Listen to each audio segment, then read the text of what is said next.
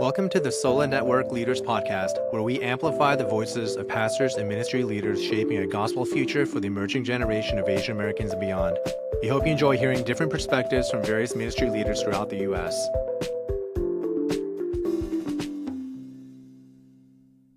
Hi, I'm with Justin Kim, my good friend, a member of our Sola Council. We've known each other for, I don't know, maybe 15 plus years. Justin's one of the most faithful, kind, Barnabas-like pastors that I know. And I'm so grateful to have him here. Justin, tell us a little bit about yourself to begin with, your family, and the ministry transitions that you've experienced the last maybe 15, 20 plus years. Yeah, Steve, it's good to see you. Um, Grateful for this opportunity to be on this podcast. I grew up in the East Coast. My hometown is Fairfax, Virginia, and that's where I grew up and came to know the Lord, and then also got my calling. My came to know I received my calling into ministry right before I went off to college, so pretty early on, and it's been a journey since. And so, went to seminary out there and got ordained in the PCA, and then met my wife, got married, and then we journeyed out to the West Coast to Seattle, and didn't know anybody out there really, and but my wife and I felt like it was quite the adventure. And just I think our thought was like, let's just go for it. And if it doesn't work out, we were kind of young and maybe naive about it too, and we thought if it wasn't going to work out, then we'll just come back. That was kind of like our let's go for it attitude. And so we went out to a church in Seattle area, pastoring the English ministry of a pretty sizable Korean immigrant church, and was there for about 7+ years. And then we got another calling to come down to Southern California to pastor the English congregation of another Korean immigrant church in Irvine, California. And then that congregation, by God's grace and by the support, which is really rare, and at that time, the senior pastor of the church, Pastor Brian Kim, as well as the session, blessed us and empowered us to be our own church. But during that time, I also sensed a change was needed, and a lot of that was because just wanted to spend more time with my family. My teenagers were going through some challenges, and just really wanted to spend more time with them. I was also feeling some like a misalignment with some aspects of our church context with the Korean church. And but really the bigger reasons were family reasons.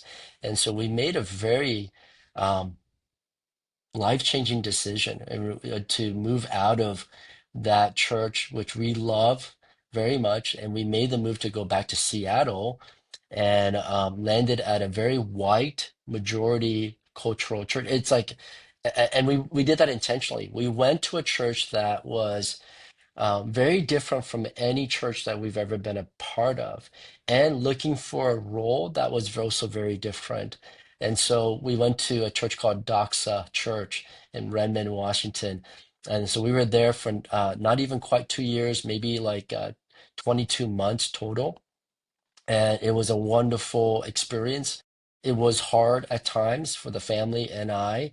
Um, Overall, it was a wonderful experience. And then more recently, last year, we made the move back to Southern California, and I accepted a call to be the senior pastor here at Wintersburg Church in Santa Ana, which is a very historic, 120-year-old Japanese immigrant church. That's how it started.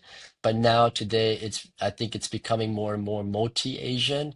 And just celebrated my 1 year at the church. I not only survived, but I want to say I'm flourishing. I'm really grateful to be here. So, to be clear, you went from Virginia, you were at a Korean immigrant church, to probably the largest Korean immigrant church in the Pacific Northwest, and then to Southern California, to one of the biggest Korean immigrant church in Southern California, and then back up to the Seattle area to serve at a church that was, how can I say it, one of the revitalization of Mark Driscoll's church. Is Yeah, that would yeah, that be correct to say?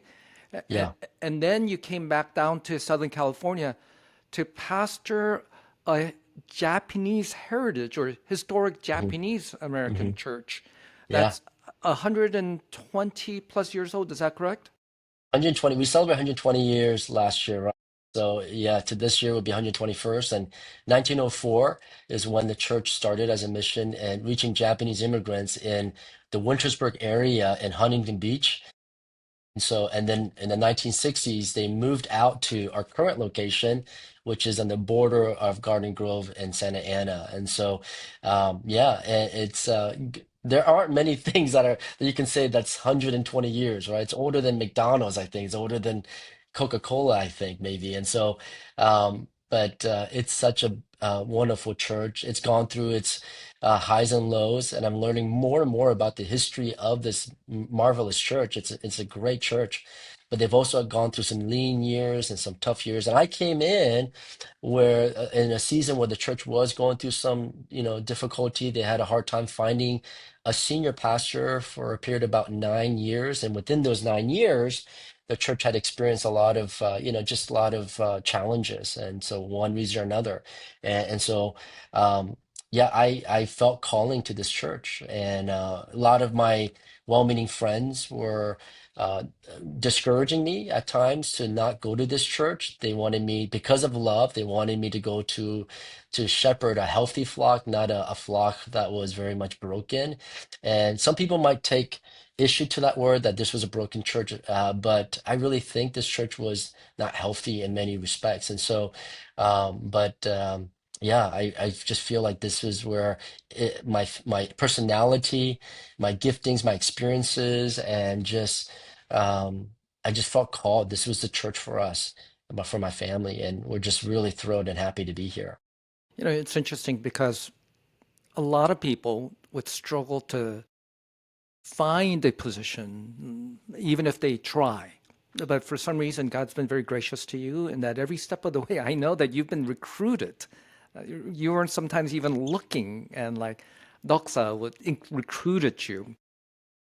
You went from Virginia, a Korean immigrant church, to, like I said, a Korean mega church, Pacific Northwest Korean mega church, Southern California, the rebirth of formerly Mars Hill, and then a Japanese Heritage Church. I'm sure there are challenges in every situation, but I'm sure there's beauty in every situation too. What are some things that you've seen, let's say, in the Korean church, in the multi-ethnic church, or the majority culture church, and now the Right. historic Japanese Heritage Church? Yeah, yeah. With Doxa, I don't know if they recruited me, just to be clear. I did hear about their need, and I reached out to co-turkey the church, and it was just really connected with the executive pastor, and it worked out so well, and it was just a great fit, and so just wanted to be clear about that. But I.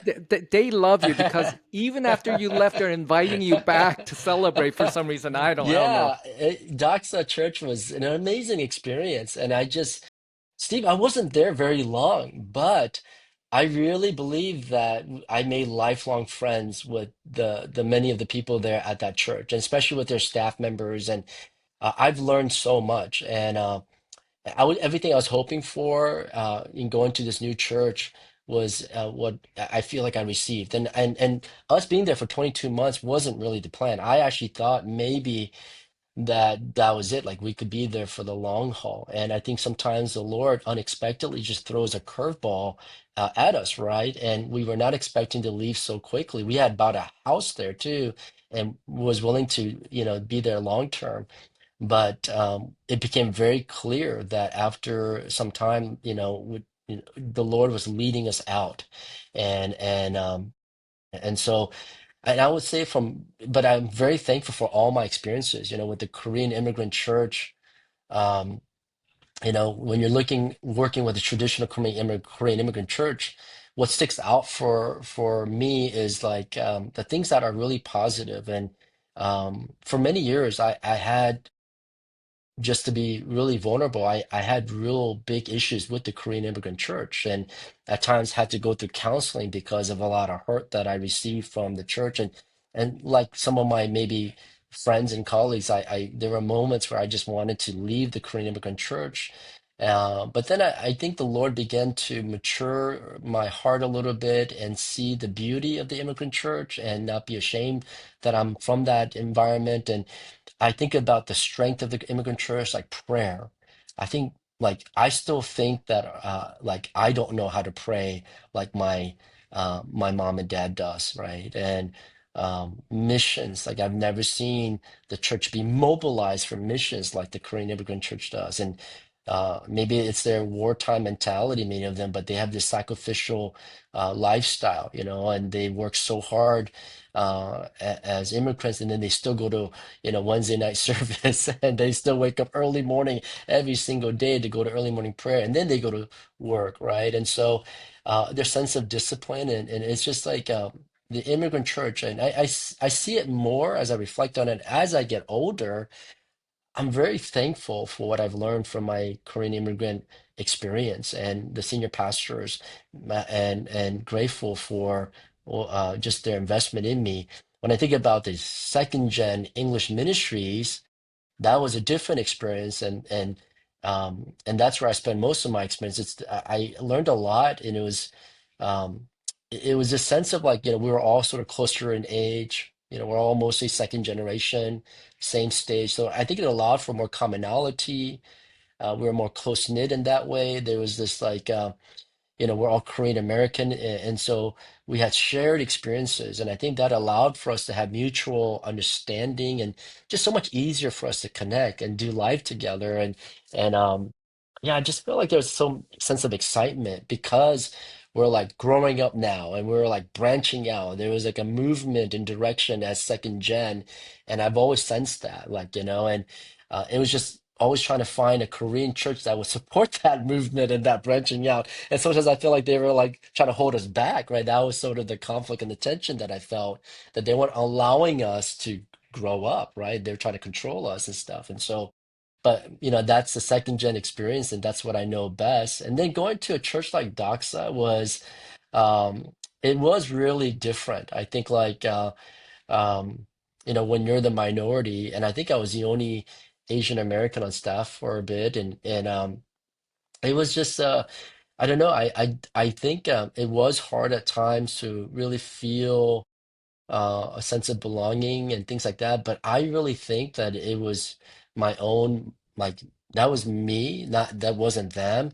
And I had this sort of inferiority sort of complex sometimes creep into my heart, that I didn't belong, I wasn't good enough. And I think um, sometimes that's how, like, minorities feel in in in in this country, right? And so I felt like that as well, that my voice didn't matter, and I don't think it was them at all. It was me.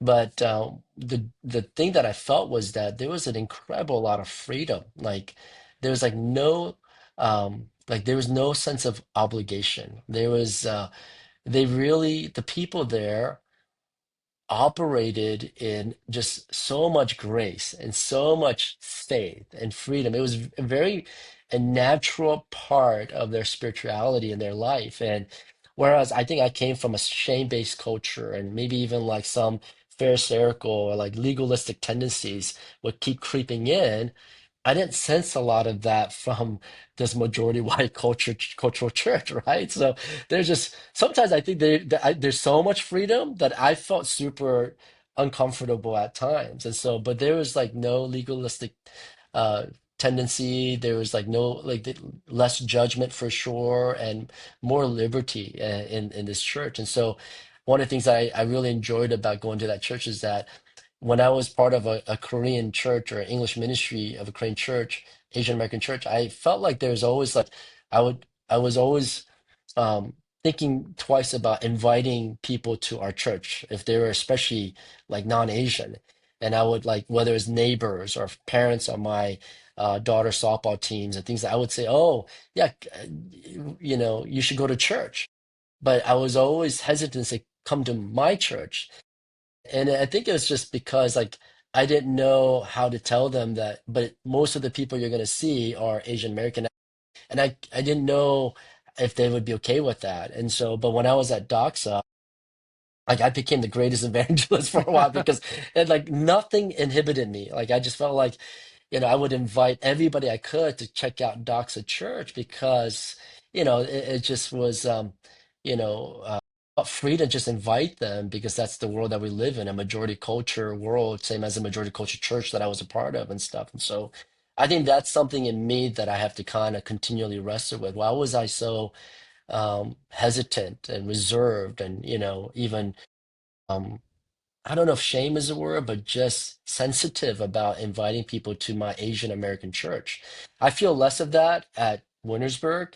And, but at times I still have to remind certain friends who visit, I say, I just want you to know it's mostly an Asian American church. And I still find myself saying that. And that's something that I just need to kind of, um, you know, think through a little bit and reflect on. So the Korean immigrant church, there are times of frustration, but you found Yeah. beauty in prayer, mission, Yeah. sacrifice, commitment.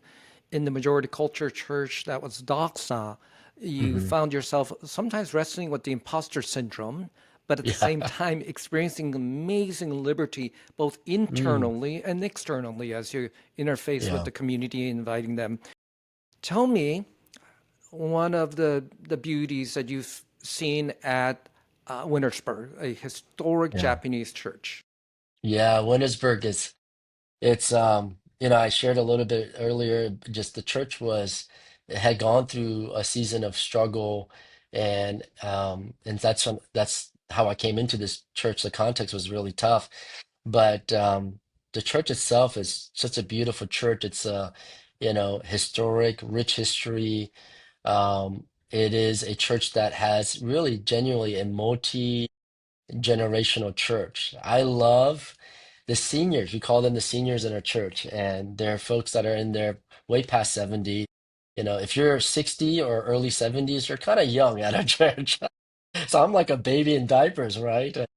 But the seniors, many of them maybe, over 80 and so, and a few that are even over 100. We just celebrate someone's birthday that's 102 or 103 years old. And so uh, yeah, I think I just love worshiping with them. They've got such wonderful stories. Some of the men that I've had some time to, at times had lunch with them, the seniors fellowship, they remember their time of, being intern in camps here in Wyoming and different like Utah, Nevada, Arizona. So they recollect, they remember some of that. They were still young, but they still remember and stuff. But yeah, I just see their faithfulness. I see their genuine care, their perseverance.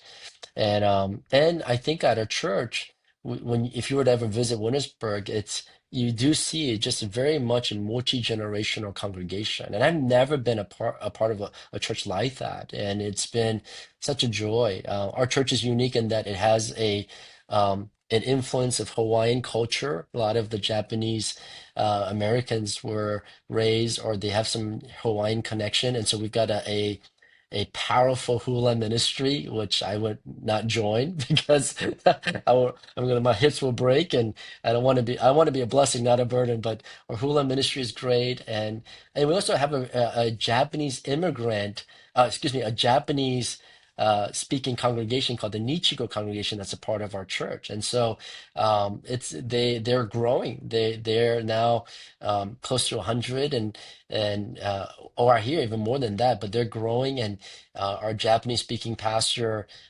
Mao and I, we're really close. And it's funny, like growing up in an immigrant church, I would report to the Korean senior pastor, but I'm the senior pastor here, so he reports to me, and so it's just like it feels so different. Like I never would have expected this for myself. And so, but I'm thinking back to my experience as a English congregation pastor of a Korean immigrant church.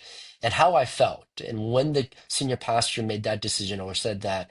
And I'm really like harking back to those memories so that I can really be a blessing to the Japanese Nichigo congregation and really want them to feel like they're not second class citizens, or they get leftover facility space, whatnot, that they are very important. And so, and like if they ever wanted to become their own church, I told Mao, I think I told him that, like, hey, yeah, that if that's your vision, let's talk about it. I'm not going to hold you back.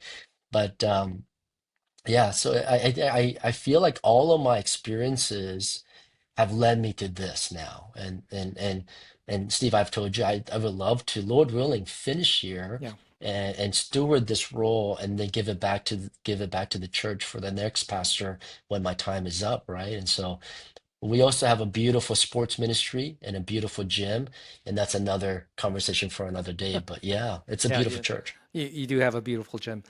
Yes. So being with, let's say, Korean Americans, when you particularized, there were a lot of camaraderie, Yeah. commonality, etc. Hmm. But at Wintersburg, there are people who are twice your age, people in their 70s, 80s, 90s, and 100, who are English speaking, who've had a Yeah. rich history in the United States with their pains, etc. Yeah. And you are relishing all of that. Now, let me ask you, and I oftentimes joke that you're my Barnabas. Every time I Mm. hang out with you, I am encouraged, and that's why everyone wants to be your friend. I know that you don't always um, like naturally love everyone, but you somehow do. Can Mm. you tell us, is that your just natural disposition, or how did the Lord develop that shepherding pastoral heart in you?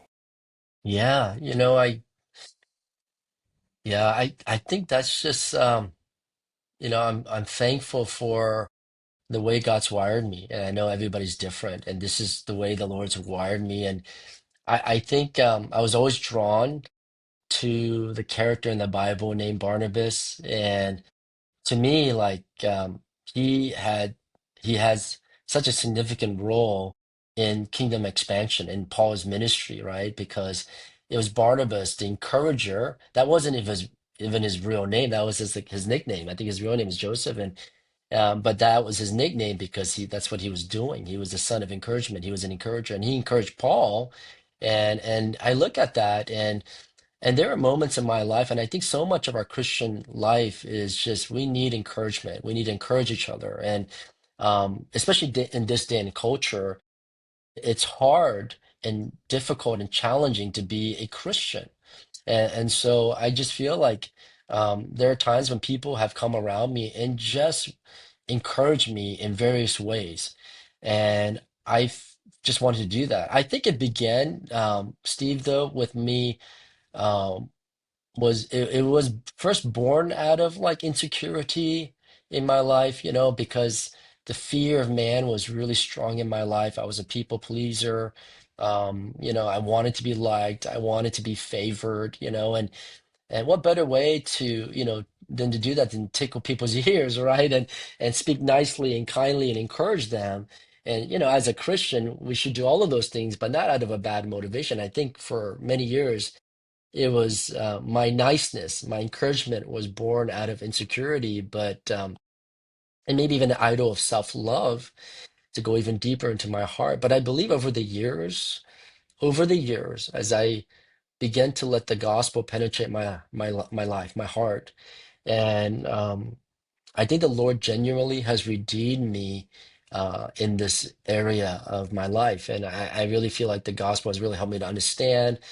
I began to see the Holy Spirit's role in like to exhort and to encourage, and because of the gospel, like genuine love for Jesus. I think that's become a natural, genuine disposition in my heart now because I feel like as a pastor, the out of the prophet, kingly, those sort of roles, I feel like I'm most shepherding, right? And so. I feel like the priestly, that's who I am. Like I'm most shepherd like. That's where like my heart goes to. As a pastor, I just feel like it's more than preaching the word, but it's, living out the gospel and looking for ways to point people back to Jesus again and again, and just loving them for who they are, and yeah, encouraging them as much as I can. I named one of my boys Barnabas too, so this is very important to me. So you think it's rooted a little bit in your propensity to be a people pleaser, to be Yeah. liked. There are Hmm. others who have a natural propensity to be competitive, to be feared and respected. But you, on the other hand, saying, no, I want to be liked, I want to get along with you, per se. Yeah. And God used that and redeemed it in order for you to love and leave people in a better place when before they met you. Now, let me ask you. Now, it's interesting because I've had a conversation with people when we talk about Wintersburg. They say, I don't know if I could have done what Justin is doing. Is shepherding people twice my age, and just loving on them. Uh, Justin, a lot of people just don't have that kind of patience or Hmm. a big enough heart. They want to go where the action is, where they can make a lot of noise, etc. If you are talking to a younger leader, Hmm. let's say in their 30s, and they ask, Justin, I feel a call, or I feel the Lord is leading me, or in my current ministry situation, there are people that I am not naturally drawn to, that I don't naturally love, but I feel God calling me to love and shepherd and pastor these people, whether they're uh, people who are in their 70s, 80s, in who are from a different culture and language and land, or people in Seattle that are of the majority culture that make me feel like I am an imposter. What would you say to these younger leaders who are struggling with that? Yeah, it's a great question. Um, I don't struggle with that, as you know, because I wanted to come to the seniors were that's what made this church attractive. Like I wanted to, pastor these people and then be there for them when they are called home and to bury them, right? But I understand the hesitation that you described there and that some people, younger pastors might have. And I don't know. I think as a leader, if they feel, as a younger pastor, they feel some like hesitancy or trepidation about entering like a church that they don't want to be at or they don't want to shepherd certain kinds of people. Um, I think like I wonder if like um, there's some pride there or there's some like maybe there but that discomfort is not a bad thing either. I feel like it's best to be honest. It's best to be, that discomfort may be God's invitation, not like, his prevention or prohibition for serving there, and I think if you are able to be honest and real about that and take it to the Lord, I think all the more reason for God to like for you to depend on God and to seek his help. And because if he calls you, that calling is really important. That calling is the most important thing. And you might be surprised of what he might do in and through you, even to sending you to a church that you might not want to go to, or you might least expect it to go to, right? That you don't want to be at and stuff. And so, um, I don't know. I just feel like, there are a lot of reasons why we see this often where people are often hesitant and, but the pattern there is scripture, like, there are reasons why God, they say, I don't want to do this. I don't want to go to that, or they're scared to do this. And like, I think about Moses, he says like, I'm not eloquent. I'm slow of speech. Or, what if they don't believe? He had all these reasons and excuses. I don't think his hesitation was sinful. I think it was honest, and I like people to be honest. I want people to be vulnerable, and I think young leaders they need to be honest and vulnerable. And but I think we should focus more on God's response to Moses was simply, "I am with you," and I think that's the most important thing, And I think his calling comes with his enablement. And it may be that if he calls you to a group of people it's not forever, right? It could be for a season, But again, if you go with a teachable heart and you're just honest with the Lord, I think you might be surprised about what he does, through that season for you. And so I don't know if that's helpful. Yeah. So whether a leader is being called to a ministry situation with unfamiliar people, or they have people that they don't naturally feel an affinity to, God's placed you there. And if that is God's calling, then at least be honest with your discomfort. But at the same time, what you're saying that, hey, could it be potentially pride that's Mm, preventing you? And know that if the Lord has called you there to those people, that God will enable you also.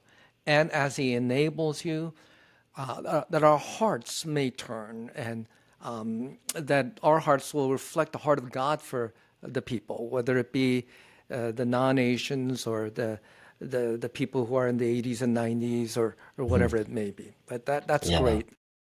Hey, Justin, let's say your administrator gets a hold of this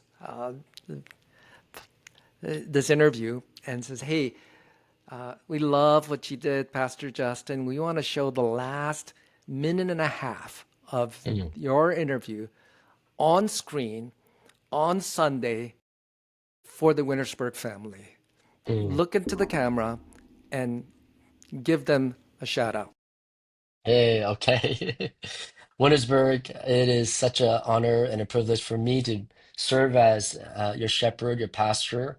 Um, if I had $1 for every time someone came up to me to thank me for coming to the church, I'd be a very wealthy man. But truly, it's my honor and my privilege to and a joy to be here. And I am so thankful and grateful. You are a beautiful church, Wintersburgians. I love you, and I'm so excited to see what God has in store for us into the future. Justin, thank you so much, and loved our conversation. I love working alongside of you at Sola and so many of the other things that we do. I was so sad when you went up to Seattle, and I was so happy when you came back. So for selfish reasons, I'm Yeah, glad that you're at Wintersburg. All right. thanks, Steve. Hey, thanks for our conversation. I'm gonna stop.